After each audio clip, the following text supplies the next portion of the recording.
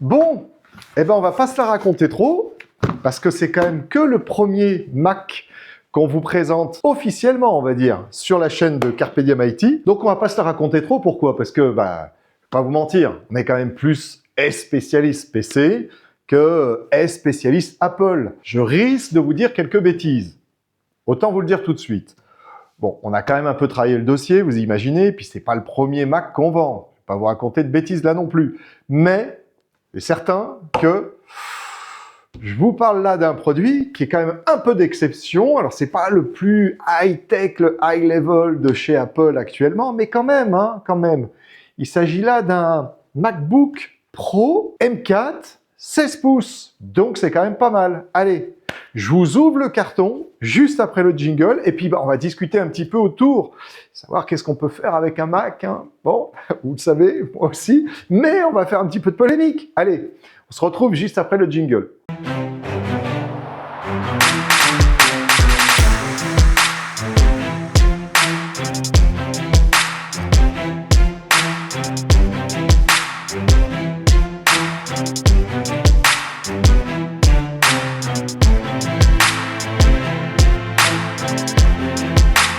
Alors, le carton est toujours là. Il n'est pas ouvert, comme vous pouvez le voir. Je ne l'ai pas ouvert, je vous ai attendu. Vous vous rendez compte un peu? Mais je me suis dit, autant filmer la première ouverture d'un carton de chez Apple. Parce que, il est vrai, je vais quand même pas vous dire d'un prix, on n'en vend pas 100 par an des Mac. On en vend quelques-uns. Là, maintenant, je pense qu'on va en vendre un peu plus. Alors, pourquoi on va en vendre un peu plus? Parce que nous sommes partenaires Apple. Partenaires Apple depuis, c'est pas vieux, c'est depuis décembre 2025. Mais ça fait quand même une dizaine d'années qu'on vend des Apple. Voilà, qu'on vend tout ce qui peut se trouver chez Apple. Alors, on le vendait pas dans les meilleures conditions, parce qu'on n'avait pas justement les petites remises qui vont bien, grâce au partenariat Apple. Maintenant, nous sommes partenaires Apple, donc vous pouvez passer par Carpe Diem IT pour commander tous vos iPhones, pour commander tous vos MacBooks, bref, pour commander tout ce que vous voulez, des écrans, des claviers, des souris, vous pouvez passer par Carpe Diem IT. Alors, cela étant dit, j'ai commandé ce Mac pour un client, une cliente, pour être totalement transparent avec vous, qui voulait un Mac, et puis qui voulait un Mac qui en renvoie un petit peu. Elle voulait un 16 pouces, vous savez qu'il y a deux tailles dans les MacBooks, donc elle voulait pas de 14, elle voulait un 16 pouces, et le 16 pouces, pour l'instant, il est dispo qu'en M4, pas encore en M5, les M5 sont dispo, mais avec des 14 pouces, pas des 16 pouces. Allez, sans plus attendre, on va retirer la petite languette qui est ici, on va voir ensemble la tronche du carton qui est en dessous. Hop, un petit peu d'émotion quand même. Enfin, vous non, mais moi oui, voyez-vous, parce que c'est pas tous les jours non plus qu'on ouvre un MacBook Pro 16 pouces, voyez, avec un joli carton. J'espère que vous le voyez bien juste au-dessus de moi là. Le carton déjà, les cartons sont déjà superbes. On va passer un petit peu de temps sur la partie écolo, parce que pour ceux qui sont abonnés à notre chaîne, vous le savez, pour moi, c'est un petit truc quand même important dans notre univers d'informaticiens où on a beaucoup de produits de terres rares, des choses comme ça qui outre qu'elles soient rares, peut-être peuvent polluer. Et donc, c'est vrai que j'accorde toujours un petit peu d'attention à ce que font les fabricants avec les différents matériaux qui composent les périphériques qu'ils nous vendent. Alors, chez Apple, on a quand même quelques marges de progression, je trouve. Calmez-vous. Je suis pas là pour dire du mal d'Apple, je suis là pour dire du bien d'Apple. C'est la raison pour laquelle je vous présente le produit. Mais néanmoins, on va parler en toute objectivité, je trouve qu'il y a une petite marge de progression à faire là-dessus et je vous avoue même que j'ai été étonné de voir les indices, les pourcentages de matériaux recyclés versus d'autres produits, vous voyez, comme le PC HP que j'ai à ma droite. Alors pourquoi je l'ai là? Parce que j'ai des docks, mais c'est aussi parce qu'on va parler d'un petit peu de comparaison entre, un MacBook Pro et justement la gamme qui s'en approche le plus dans l'univers PC, qui est la gamme des ZBook, chez HP en tout cas. Voilà, ce carton, je peux vous dire, c'est un carton bien plus sérieux que dans le monde PC. Alors ça, c'est certain, parce qu'il est renforcé. Je pense que pour qu'un Mac arrive en bon état, ça doit en faire partie, le carton. Et là, je peux vous dire que le carton, il est un costaud. En termes d'études, là, je pense qu'ils ont dû bosser beaucoup, parce que franchement, il peut rien lui arriver. On revient sur le carton du MacBook Pro. Le design et le marketing, bien évidemment, au niveau comparaison, il n'y a pas de comparaison à faire avec le monde PC, parce que je pense qu'Apple, c'est presque eux qui ont inventé, j'ai l'impression, le marketing et le design, parce que vraiment, voilà, tout est bien foutu, quoi. Il faut reconnaître. Le carton qui a apporté, le carton du MacBook était déjà top, et le carton du MacBook, il est top aussi. Bon, alors, petite tirette ici, on voit bien. Donc, on tire, ça y est. Waouh, tout de suite, ça en jette aussi. Hein. Allez, je vous montre tous les cartons. Dans cette vidéo, on va passer à peu près 15 minutes sur les cartons, mais c'est pas grave. Ce carton aussi, hein, super costaud, satisfaisant. Voilà, c'est tout ce que je peux vous dire. C'est déjà très très chouette. En termes d'emballage, franchement, c'est top. Allez, on soulève ici. Il pèse son poids. Hein. On y reviendra hein, sur l'aspect caractéristique. Il pèse son poids. C'est un 16 pouces. Il y en a quand même, déjà, il y a une super dalle, hein, on va pas se raconter d'histoire. Là aussi, c'est un petit peu le top quand même, en termes de qualité. Un écran Apple, les écrans Retina, c'est quand même... Alors après, il y en a qui aiment, il y en a qui aiment pas. Hein, en même temps, c'est pareil. C'est assez brillant comme type d'écran, il est très lumineux. Après, certains, peut-être parmi vous, pourraient dire, bah non, moi je préfère un truc plus mat. Bon, voilà, moi je les trouve très chouettes. Peut-être qu'un jour, je vais passer sous Apple. On ne sait jamais. Un truc que je vois tout de suite, c'est le câble d'alimentation. Alors, j'avais dit que je passais plus de temps sur la longueur des câbles. Bah là, je vais en passer parce que c'est la première fois que je vous montre sur cette chaîne, bien évidemment. C'est la première fois que je vous montre le câble d'alimentation d'un MacBook. Et là, je dois dire que je suis assez content de vous le montrer. Pourquoi? Parce qu'il fait 2 mètres. Vous voyez? Là, je ne sais pas si je vais pouvoir vous montrer vraiment la largeur, et puis j'ai peut-être pas l'envergure là qu'il faut, mais il y a 2 mètres de câble. 2 mètres de câble. Ça, c'est top. Ça, vraiment, faut le dire, c'est top, parce que quand on voit les longueurs de câble, bon, je vous passe la connectique. On n'est pas sur la même connectique, en tout cas, de ce côté-ci. Alim sympatoche, on va dire. 140 watts.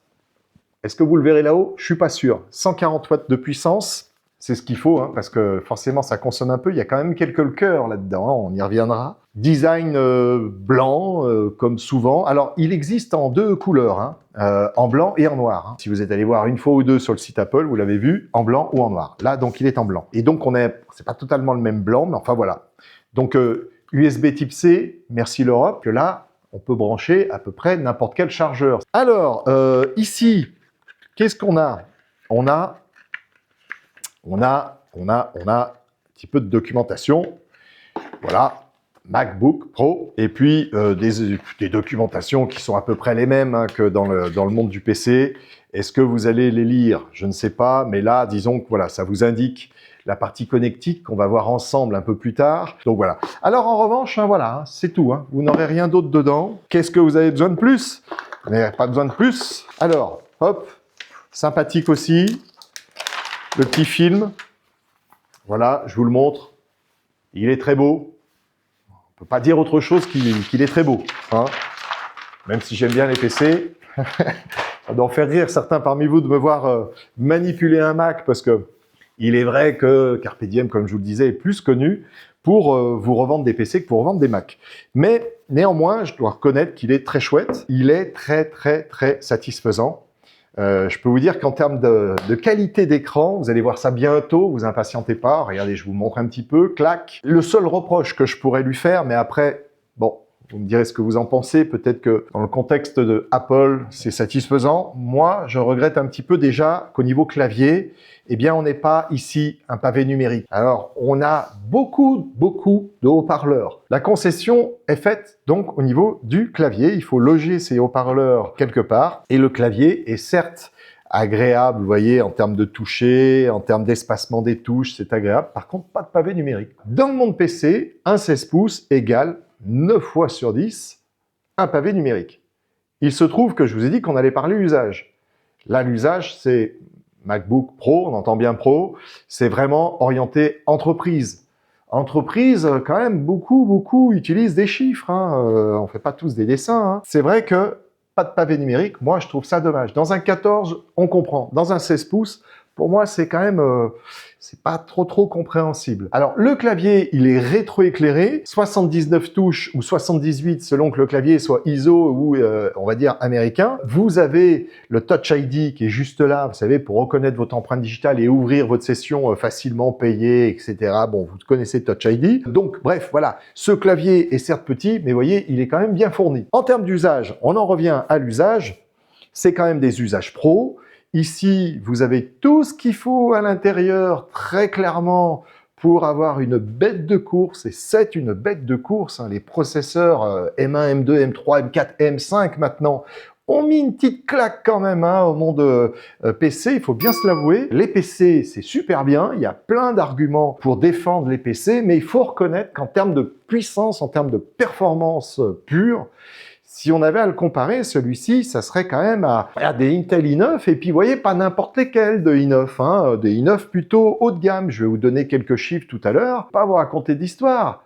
Aujourd'hui, Apple, en termes de performance, je dis bien aujourd'hui, parce que on a la série 3 qui vient chez Intel, là, dans la nouvelle génération des processeurs dotés d'un NPU, on a la série 3 qui arrive. Alors on va voir, on va donner un petit peu de temps aux uns et aux autres de se faire des comparatifs, et on va voir si le M5 est plus performant que la série 3 de chez Intel. Pas vous comparer le M4 à la série 3, ça serait un petit peu déloyal. Donc on va voir si le M5 qui est arrivé déjà dans sa format 14 pouces, eh bien, est plus puissant ou moins puissant que la série 3 de chez Intel. Pour l'instant, je vous avoue, je n'en sais rien. En revanche, j'ai des comparatifs de performance entre un i9 de série 2 et puis bah voilà un M4.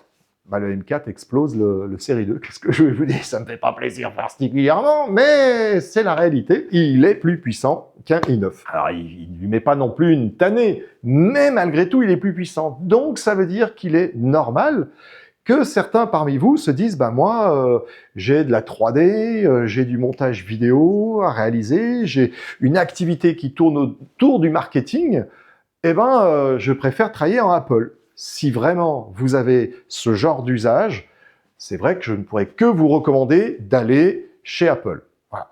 Si vous avez un usage qui est un petit peu plus transversal, c'est-à-dire que vous êtes un peu dans le tertiaire, vous êtes un peu avec d'autres logiciels qui ne sont pas estampillés, vous voyez, tout ce qui est marketing digital, tout ce qui est montage vidéo, audio, etc.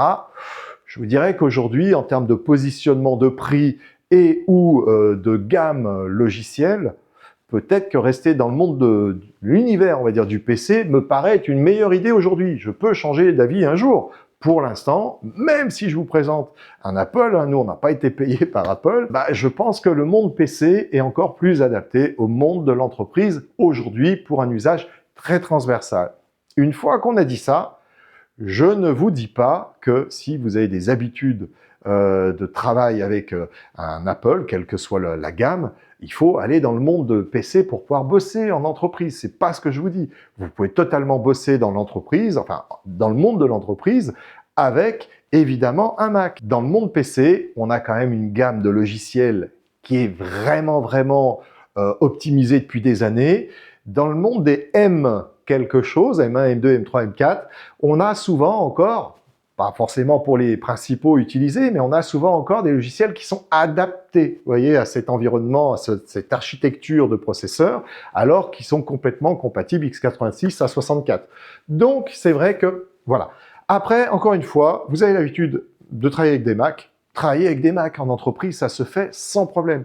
Vous avez l'habitude de travailler avec des PC, bah vous travaillerez avec des PC et vous aurez quand même des ordinateurs qui sont très puissants. Même si je vous ai dit que les M4 avaient mis une petite calotte, plutôt toute la série des M, hein, génération par génération, avait mis une petite calotte à Intel et à AMD, il n'en reste pas moins que ce sont de très bons processeurs, donc vous pouvez largement faire tout ce qui est marketing digital, tout ce qui est montage vidéo, audio, en étant dans le monde PC. C'est pas, vous voyez, quand même remettre l'église au centre du village, comme on dit. C'est pas une obligation d'aller sous Apple si vous voulez faire tout ce qui est, on va dire, orienté marketing. Même si, on va se le dire aussi, Apple a quand même un petit peu un pied dans la porte là et ne compte pas l'enlever. Donc c'est vrai que tout ce qui est, on va dire, bureau d'études, bureau agence marketing, web agency, etc., ils ont beaucoup de Mac. Et j'en suis ravi parce que, étant donné que maintenant on est partenaire Apple, on sera encore plus ravi de vous offrir des meilleurs tarifs en passant par Carpe Diem IT. Voilà. On va passer maintenant à la partie descriptif produit de ce MacBook Pro. Déjà, pour commencer, on va aller sur les terrains préférés d'Apple, qui sont l'autonomie, le MacBook Pro M4 en 16 pouces est donné pour une autonomie en visionnage vidéo de 24 heures. Je ne sais pas si vous imaginez, là aussi, petit aller-retour quand même dans le monde PC, parce que ça n'existe pas 24 heures dans le monde PC. Alors attention, c'est Apple qui vous donne les 24 heures, c'est pas Carpe Diem ni Didier. Néanmoins, bon, voilà, suffisamment de gens sont là pour attester un petit peu que, quand bien même ils n'auraient pas tenu 24 heures, ça tient vraiment très bien une énorme journée de travail, voilà, sans aller jusqu'à 24 heures peut-être, mais en tout cas, voilà. Et puis, ce qu'on peut mettre en parallèle à cela, et ça je peux vous en parler pour avoir un ZBook à côté, c'est, outre l'autonomie, quand vous travaillez avec, ça ne devient pas un radiateur. Vous voyez ce que je veux dire ou pas? C'est que ça ne chauffe pas, voilà, ou ça chauffe un peu, on va dire, mais ça ne chauffe pas comme un PC. Alors ça, c'est quand même un truc de fou, grosse autonomie, pas de chauffe et puis pas de bruit, voilà. Donc, encore des bons points pour, vous acheter un MacBook. Après, qu'est-ce que je peux vous dire? C'est que ce sont des Ferrari. Voilà, je vous l'ai déjà dit, quand on les compare à l'univers PC, un MacBook Pro aujourd'hui est plus rapide qu'un ordinateur PC. Voilà. Avec toutes les conditions d'usage que je vous ai déjà décrites, donc je ne vais pas vous les redire encore une fois. Donc, la synthèse de tout cela, c'est que en mode vraiment nomade, eh ben, vous allez pouvoir travailler sur cet ordinateur très longtemps. Vous pourriez presque même oublier votre chargeur chez vous, aller chez un client, prendre le train, l'avion, je ne sais quoi, revenir le soir et vous finalisez votre travail le soir chez vous et vous êtes encore en batterie. Vous voyez, ça ne se fait pas. Dans le monde PC, ça va falloir à un moment donné vite rebrancher le chargeur parce que vous n'allez pas tenir toute la journée comme ça en ayant bossé. C'est une navrée, mais c'est la réalité. Autant le dire. Voilà. Alors, maintenant, on va aller un peu plus loin dans certaines caractéristiques. Le MacBook, là, vous voyez, je vous ai pas mis de référence. Normalement, quand je vous présente un ordinateur PC, je vous mets la référence exacte. Bah là, il n'y en a pas. Parce que c'est un deuxième avantage d'être partenaire, eh bien, c'est qu'on va pouvoir vous le customiser. C'est-à-dire qu'on vous le customise avec à peu près, je dis bien à peu près, ce que vous voulez dedans. Si vous voulez plus de mémoire, si vous voulez plus de disques, si vous voulez finalement une configuration qui vous va à vous, et que vous ne la trouvez pas dans les références Apple, eh bien, vous nous faites la demande de customisation. Ça va prendre évidemment un tout petit peu plus de temps pour vous livrer ce MacBook. Néanmoins, au bout de 15 jours, allez, 15 jours minimum, et puis 3-4 semaines maximum, ça va dépendre aussi des acheminements de stock, etc., on peut vous fournir un MacBook Pro personnalisé à votre usage. Donc ça, c'est plutôt sympa aussi. Et donc là, il n'y a pas de référence. Ça sera voilà, on prend une famille de produits chez Apple. Et puis, vous nous dites, voilà, je veux ça dedans. Et hop, ça devient votre référence. Ici, on a donc 48 Go de mémoire vive. Unifier la mémoire vive. Si vous êtes connaisseur Apple, ça vous parle. Sinon, je vous le dis pour les autres. C'est-à-dire que c'est cette mémoire qui va servir un petit peu de tronc commun. Elle est unifiée à la carte graphique, à la partie graphique, on va dire, du processeur, et puis au processeur, de façon à avoir un bus qui soit optimum en termes de transfert, en termes de calcul. C'est une mémoire qui est ultra performante, un des atouts, on va dire, des puces M quelque chose. Et l'autre particularité, alors celle-ci, vous la trouvez à peu près partout. Mais par contre, ce que vous ne pouvez pas trouver en référence tout cuite comme ça, c'est d'avoir 1 Tera de stockage. Là, la cliente voulait 1 Tera de stockage et c'est 48 Go. Donc, petite customisation, 48 Go, 1 Tera de stockage. On va parler processeur parce que dites-vous que dans le bestiau, là, il y a quand même du lourd. C'est-à-dire que là, dans un M4 Pro, vous avez le processeur M4 qui dispose de 10 cœurs de puissance, de 4 cœurs à haute efficience énergétique. Vous avez, pour la partie graphique, on va dire GPU, vous avez 20 cœurs avec du ray tracing à accélération matérielle. Vous avez la partie neuronale où vous avez 16 cœurs. Vous avez la partie mémoire où vous avez une bande passante de 273 gigaoctets secondes, donc ce qui est juste énorme. Donc encore une fois, comme je vous le disais, c'est un sacré bestiau. Le M4 Pro a vraiment une architecture processeur avec un nombre de cœurs à l'intérieur qui est juste topissime.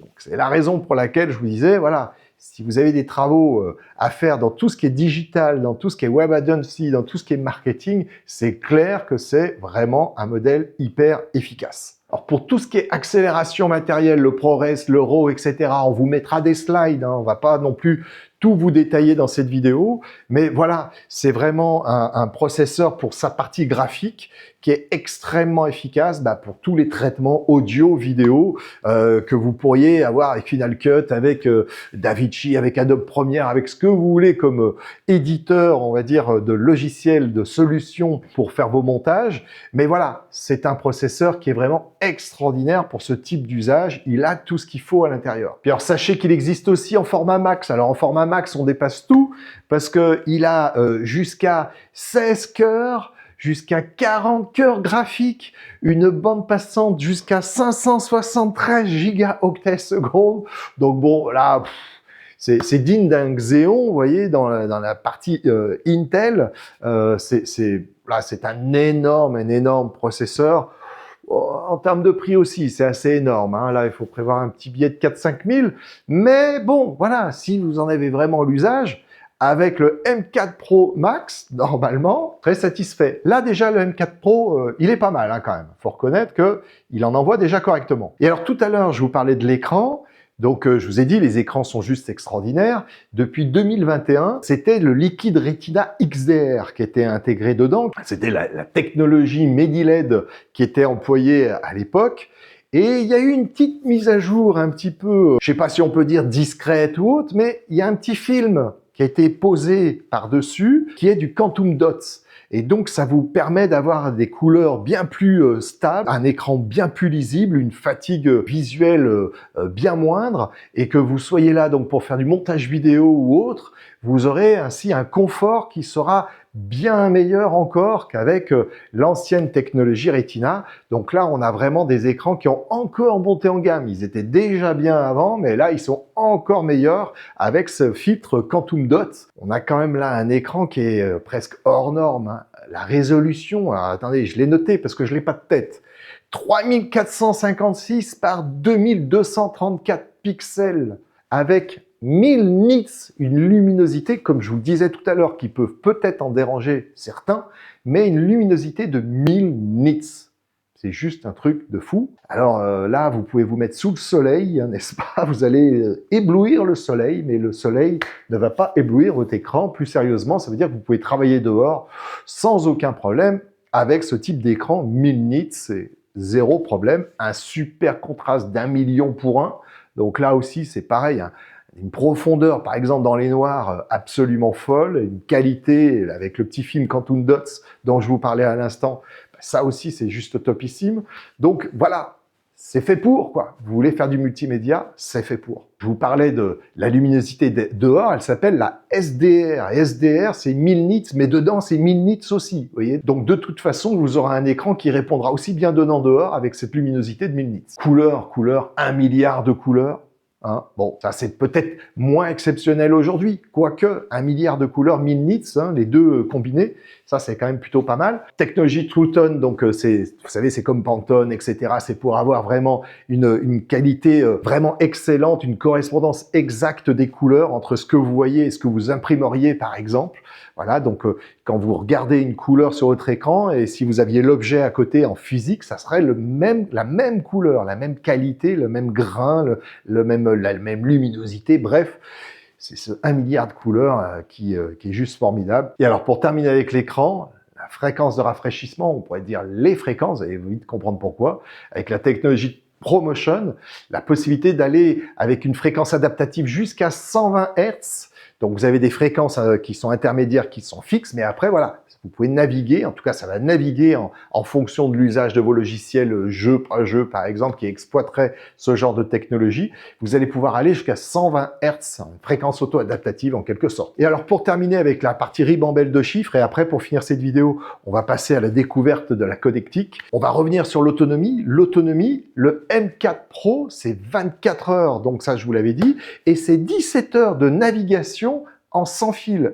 Le sans fil, vous en doutez, ça consomme aussi de l'énergie. La carte Wi-Fi va consommer de l'énergie. Eh bien, en sans fil, c'est 17 heures de navigation. Donc, vous voyez, c'est juste énorme. C'est une batterie qui est lithium-ion polymère, donc qui va pouvoir développer 100 Wh. C'est juste un truc de fou quand même. Ça explique un petit peu son poids, hein. Je vais vous donner tout cela après. Le câble, je vous l'ai montré tout à l'heure, donc USB Type C et MagSafe de l'autre côté, la connectique, on va dire Apple en l'occurrence. Et je vais vous donner juste une petite particularité pour la version M4 Max, donc là, vous voyez, celui où vous avez encore plus de cœur, que ce soit en GPU ou en partie CPU, là, c'est jusqu'à 21 heures. On n'a pas 24 heures, on a 21 heures d'autonomie en mode je visionne des vidéos. Voilà. Bon, c'est quand même pas mal, parce que quand vous voyez le type de processeur, hein, ne perdre que 3 heures, j'allais dire, c'est quand même plutôt pas mal. Et puis, vous avez jusqu'à 14, non pas 17 comme avec le Pro, mais vous avez 14 heures d'autonomie quand vous faites de la navigation web en Wi-Fi, ce qui est quand même juste énorme aussi. Rappelez-vous le type de processeur qui est dedans. Bon, sinon, pour la partie Max, le reste ne change pas. C'est le même chargeur, c'est le même câble, évidemment. Il n'y a pas d'autres changements entre le Max et le non-Max, on va dire le Pro et le Max. Il n'y a pas d'autres changements à ce niveau-là. Alors, en termes de configuration mémoire et stockage, on peut avoir soit du 24, du 36, du 48 Go. Ça va dépendre justement la gamme que vous prenez, que ce soit en Max ou pas en Max, en 14 ou en 16. Et puis, en termes de disque, on peut avoir du 512 jusqu'à 8 Tera, en passant par du 1, du 2, du 4 et du 8. Donc, jusqu'à 8 Tera de stockage SSD. Alors là, vous êtes vraiment tranquille, mais faut-il quand même en avoir le besoin, hein. Tout le monde n'a pas besoin de 8 Tera de stockage dans son Mac. On avait déjà 2, hein, c'est bien, 4, 8... ça fait vraiment beaucoup quand même, hein. Puis on va se le dire aussi, c'est un certain prix quand même, hein. Vous prenez le MacBook M4 Max avec 8 Tera, je vais vous accueillir avec 2-3 cafés, hein, il n'y a aucun problème, et voire même beaucoup plus que 2-3 cafés d'ailleurs. Bon bref, plaisanterie mise à part, voilà, c'est quand même là un usage différent, avec un prix différent aussi. Allez, et ben maintenant, pour finir cette vidéo qui aura été très longue, mais c'est la première vidéo que je vous fais vraiment d'une présentation d'un MacBook. Comprenez que j'ai voulu passer un petit peu de temps avec vous, hein. Voilà. Maintenant, on va passer à la présentation de tout ce qui est périphérique autour de ce magnifique MacBook Pro M4. Alors, ce qu'on va trouver déjà ici, c'est le MagSafe 3 pour alimenter le MacBook. Ce qu'on va avoir juste à côté, ce sont 2 ports Thunderbolt 5 avec une bande passante de 120 gigabits seconde. Donc là, ça veut dire quoi? Ça veut dire que sur un câble Thunderbolt 5, vous allez pouvoir brancher un écran, un stockage du réseau, enfin bref, ce que vous voulez, parce qu'avec une bande passante de 120 gigabits par seconde, ce seul câble va pouvoir interconnecter tout en chaîne, on va dire les périphériques dont vous avez besoin, avec un seul câble en Thunderbolt 5. Alors, ils ne sont pas que Thunderbolt 5, hein, ce sont aussi des USB type 4, DisplayPort 1.2, l'ensemble, hein, on va voir, il y en a de l'autre côté aussi, mais les 2 USB type C qui sont ici ne sont pas que Thunderbolt 4, bien évidemment. Vous avez ensuite ici la prise casque 3.5, donc vous allez pouvoir brancher votre micro-casque ici, comme dans un PC finalement, pour faire vos visioconf, etc. On va tourner de l'autre côté le Mac et on va attaquer la dernière tranche de la partie connectique. Vous avez pour commencer juste ici la partie HDMI. Je vais vous donner toutes les infos pour les écrans que vous allez pouvoir brancher en périphérique donc de ce MacBook. Il y a beaucoup de configurations qui peuvent être faites selon que vous ayez un ou deux ou trois écrans à brancher, en plus de l'écran natif. Hein. Alors ça, c'est aussi un truc qui est important, c'est que dans cette nouvelle génération de MacBook, vous allez pouvoir ouvrir l'écran et l'exploiter. Vous n'êtes pas obligé que ce soit écran fermé ou pas. Les générations d'avant, on avait cette petite gêne qui était qu'il fallait que l'écran soit fermé, et si l'écran était ouvert, on ne pouvait pas exploiter ceci ou pas cela. Donc là, avec les MacBook M4, aucun problème, vous pouvez exploiter vos écrans externes, ouvrir l'écran du portable et exploiter en même temps, en simultané, les écrans externes et l'écran interne, si je puis dire. Juste à côté du port HDMI, vous avez un nouveau port Thunderbolt 5, donc USB type C, ça en fait 3. Les 3 sont Thunderbolt 5, donc là vraiment, vous pouvez mettre beaucoup de périphériques en périphérie, on va dire. Et puis, vous avez enfin un lecteur juste ici, SDXC, pour pouvoir lire toute votre carte SD. Encore une fois, je vous le rappelle, en termes d'usage, on est beaucoup dans le numérique. Et donc, vous avez ici, par exemple, une caméra devant moi, dans laquelle il y a une carte SD. Elle est au format mini, mais après vous avez un adaptateur et vous mettez dedans. Et là, vous avez un lecteur dernière génération de carte SD. Donc, vous allez pouvoir décharger ultra rapidement toutes vos cartes SD que vous auriez dans vos caméras, par exemple. Et alors, en termes justement d'écran externe, alors sachez que vous allez pouvoir brancher jusqu'à 2 écrans externes avec une résolution de 6K en 60 Hz, connectés en Thunderbolt. Vous avez autrement la possibilité de brancher un écran externe atteignant la résolution de 6K via le Thunderbolt et un écran externe d'une résolution 4K via le port HDMI. Et enfin, vous avez la possibilité de brancher un écran externe d'une résolution de 8K en 60 Hz ou un écran externe d'une résolution de 4K sur la sortie HDMI. Là, en 8K, bien évidemment, enfin bien évidemment ou pas, mais en tout cas, je vous le dis, c'est tellement consommateur que en termes de bande passante, ça suffirait pas. Donc là, ça sera un seul écran 8K. Mais c'est pas mal, un seul écran 8K. Déjà, là, si vous achetez l'écran 8K plus le MacBook, vous allez voir que la facture va être sympathique. Donc, un écran, c'est pas mal quand même déjà. Et puis, c'est joli, surtout un écran 8K, c'est quand même top. Et alors, pour en terminer avec les sorties écran, la sortie HDMI qui est ici, sachez que vous allez pouvoir brancher un écran 8K, mais ce qui est déjà pas mal. Alors, on va maintenant revenir à la partie clavier, trackpad, et puis un point que je ne vous ai pas montré, c'était la partie caméra. Alors, juste ici, vous avez une caméra qui est en 12 millions de pixels, donc de quoi faire de jolies visioconférences. Hein. C'est presque mieux que mes caméras qui me filment actuellement. Donc, je peux vous dire que c'est quand même plutôt pas mal. Enregistrement vidéo HD 1080p, un processeur de signal d'image avancé avec traitement vidéo informatique. C'est-à-dire que vous avez un système de correction colorimétrique, vous avez un système de recadrage, etc. Bon, c'est un petit peu commun aujourd'hui, mais voilà. Et alors, tout à l'heure, je vous disais, il y a des concessions qui sont faites au niveau du clavier parce que, il y a combien de haut-parleurs d'après vous? Hein, si vous le savez ou pas? Mettez-le en commentaire pour ceux qui le savent. Et puis, pour les autres, je vous le dis, il y a 6 haut-parleurs à l'intérieur. 6 haut-parleurs à l'intérieur avec un subwoofer, vous voyez, renforcement des basses. Donc, voilà, un très bon son qui s'explique par on va dire la présence d'un système audio très haut de gamme. Et alors ce système sonore lui permet une prise en charge d'un suivi spatial. Vous avez un système Dolby Atmos qui est donc intégré à l'intérieur du MacBook et donc vous avez un suivi spatial. Suivi spatial que vous avez également si vous avez des AirPods. Avec les AirPods, vous savez, vous pouvez bouger comme ça et quand vous tournez la tête, vous avez vraiment le son qui vous tourne autour ou plutôt vous avez l'impression que vous tournez autour du son. Vous le direz comme vous voudrez, mais voilà, c'est un système audio de toute façon qui est, que ça soit avec les AirPods ou que ça soit avec le MacBook, qui est évidemment très optimisé. Et alors, il y a un point que j'ai oublié de vous donner tout à l'heure, c'est que la connectique réseau, elle est en Wi-Fi.